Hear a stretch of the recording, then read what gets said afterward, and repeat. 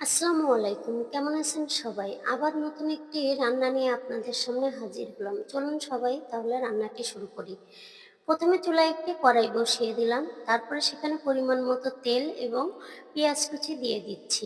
দেওয়ার পর পেঁয়াজটা যখন লাল হয়ে আসবে, তখন আমি মাংস কিমা করে রেখেছিলাম, দেখুন এই মাংসগুলো দিয়ে দিব।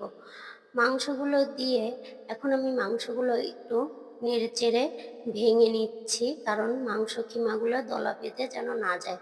তারপরে সেখানে আমি দিয়ে দিব পরিমাণ মতো আদা ও রসুন বাটা। তারপরে দিয়ে দিচ্ছি সয়া সস পরিমাণ মতো। দেওয়া হয়ে গেলে এখন আমি নেড়েচেড়ে মিশিয়ে নেব ভালো করে এবং কিছুক্ষণ একটু ভেজে নিচ্ছি।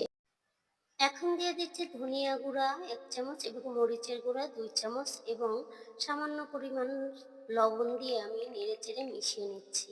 মেশানো হয়ে গেলে এবং ভালো করে কিছুক্ষণ ভাজার পরে এখন আমি প্রায় ২ মুঠের মতো পেঁয়াজ কুচি দিয়ে দিচ্ছি এবং দিয়ে দিচ্ছি গোলমরিচের গুঁড়া। সবগুলো উপকরণ দিয়ে আবার ভালো করে কিছুক্ষণ নেড়েচেড়ে ভেজে নেব।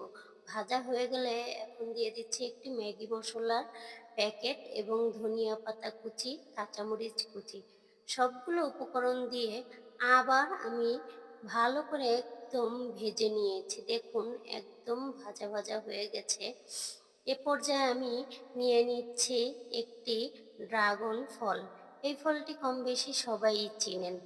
এই ফলটি আমি একটি ছাঁকনির সাহায্যে ছেঁকে নিচ্ছি, যে কালো দানাগুলো থাকে যেন ওই দানাগুলো বের হয়ে আসে। দেখুন আমি দানাগুলো বের করে নিচ্ছি ছাঁকনির সাহায্যে ছেঁকে। বের করে শুধু রসটা আমি নিয়েছি। এই রসটা দিয়ে এখন আমি এই রেসিপিটি তৈরি করব। এই ফলটার কালার এত সুন্দর, দেখুন রসটা বের করছি, কালারটা কত সুন্দর। এখন এখানে আমি পরিমাণ মতো লবণ দিয়ে নিয়ে নেড়ে চেড়ে ১ কাপ পরিমাণ আটা দিয়ে দিচ্ছি। আপনারা চাইলে ময়দা দিয়েও করতে পারেন। আটাটা এখন আমি ভালো করে একদম নরম একটি ডো তৈরি করে নিব। এখান থেকে আমি কিছুটা রস আগে করে রেখেছিলাম, অফ ক্যামেরায় আলাদা রেখে দিয়েছিলাম। সেই রসটা দিয়ে একদম নরম একটি ডো তৈরি করে নিয়েছি। দেখুন ডোটা এরকম। এখন এই ডো থেকে ছোট ছোট লিচি কেটে নিচ্ছি।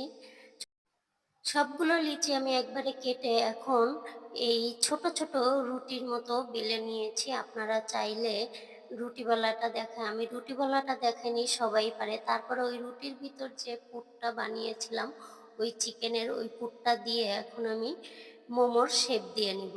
দেখুন যে যেইভাবে পারেন কুলি পিঠার মতো করতে পারেন। আমি মোমোর ডিজাইনে শেপ দিয়ে নিয়েছি। আপনারা চাইলে যে কোনো ডিজাইন দিতে পারেন।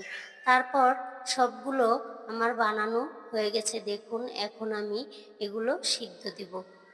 আমি একটি সিদ্ধর পাতিল বসিয়েছিলাম, গরম পানি ভাপ ওঠা পরে এখন আমি সবগুলো মোমো দিয়ে দিচ্ছি।